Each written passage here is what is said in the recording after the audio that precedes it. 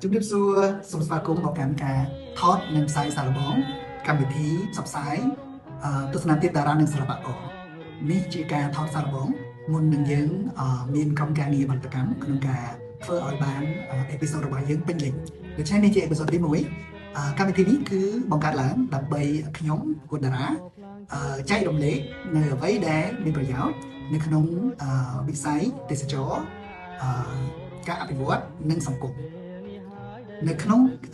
មុននឹងខ្ញុំចែករំលែកនោះជាកាមេរ៉ាភាសាជាភាសាជាតិរបស់យើង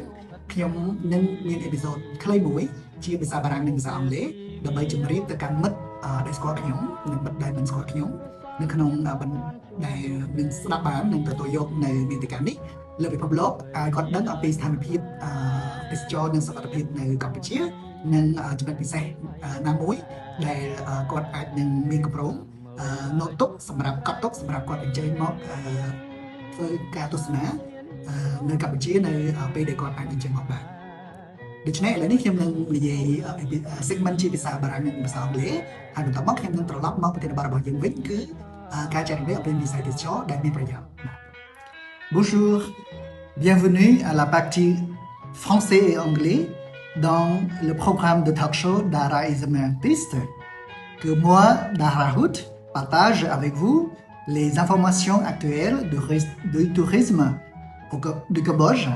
et les trésors cachés pour vous aider de vos plannings pour les visites prochaines au Cambodge.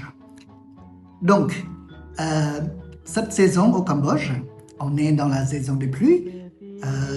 Le climat est très agréable et tous les arbres sont très verts.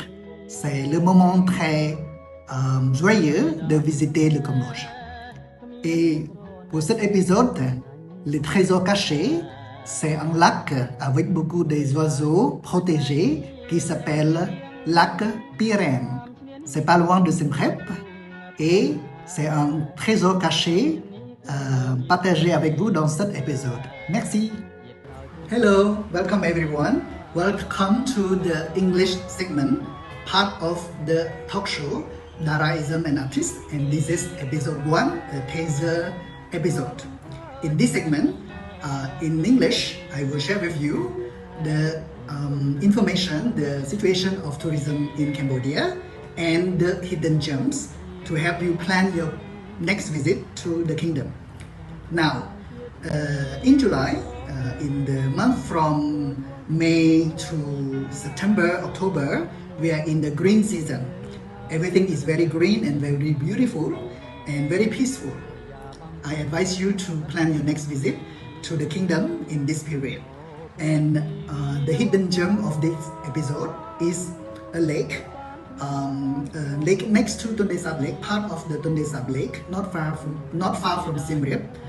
by the name of Bung Berang. It's a beautiful sight and a beautiful journey. You will take a boat and you will journey through a lake that is protected, and you will see many species of protected birds, and you can have a beautiful sunset over there. That's it for this segment, and we'll come back to the Khmer version of our talk show Daraism and Artist. សួស្តី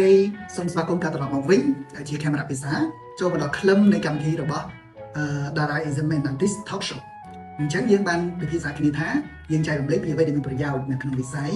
ទេសចរការអភិវឌ្ឍឬក៏ការកិច្ចការសង្គមឬក៏ហើយនឹងវប្បធម៌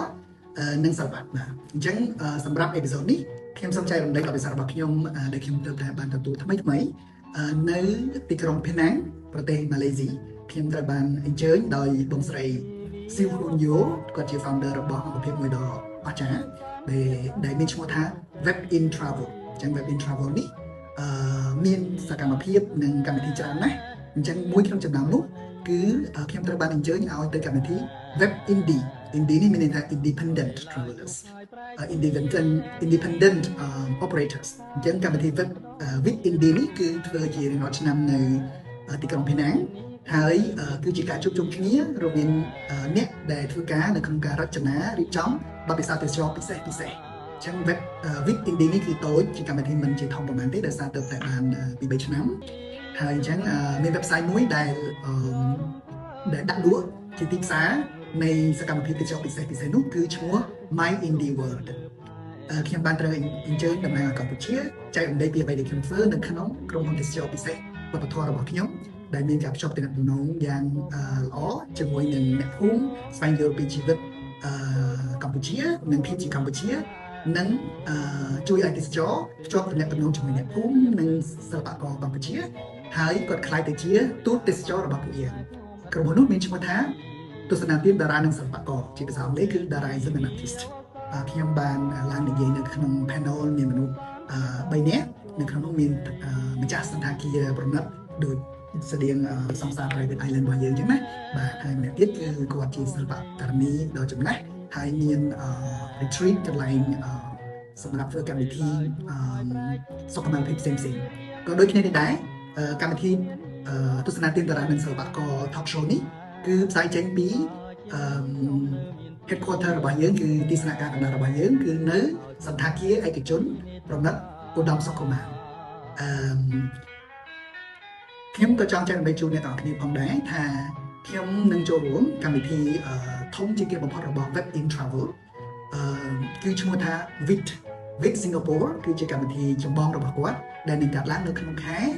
កញ្ញាចុងខែកញ្ញានិងដើមខែតុលានៅខាងមុខនេះអញ្ចឹងវាជាកម្មវិធីជា conference ជា seminar ហើយនឹងជាទីផ្សារផងដែរដូច្នេះมันខុសពី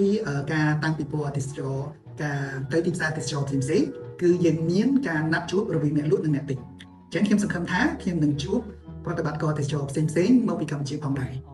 បើសិនជា ITB Asia Cambodian Tourism Board ឬក៏ក្រសួងទេសចរលោកចូលរួមខ្ញុំក៏ប្រហែលអាចនឹងចូលរួមផងដែរដូច្នេះបើសិនជាអ្នកនរគ្នាចង់ស្វែងយល់បន្ថែមអំពីការទៅទីផ្សារទេសចរនិងការទៅរកទីផ្សារនៅក្នុងភាសាអង់គ្លេសយើងហៅថា go to market strategies អាចផ្ញើជាសារជា email មកកាន់ខ្ញុំគឺ dara@daraismanartist.org ឬក៏ងាយស្រួល Telegram ឬ WhatsApp មកកាន់015 662 314ហើយយើងអាចពិភាក្សាគ្នាបន្ថែមសម្រាប់អេពីសូតសាកល្បងរបស់យើងទី1នេះខ្ញុំគិតថាគ្រប់គ្រាន់ហើយអរគុណមានអ្នកម្ដងទៀតដែលជួយហើយសង្ឃឹមថាអេពីសូតលើកក្រោយវានឹងមានលក្ខណៈជាអាជីព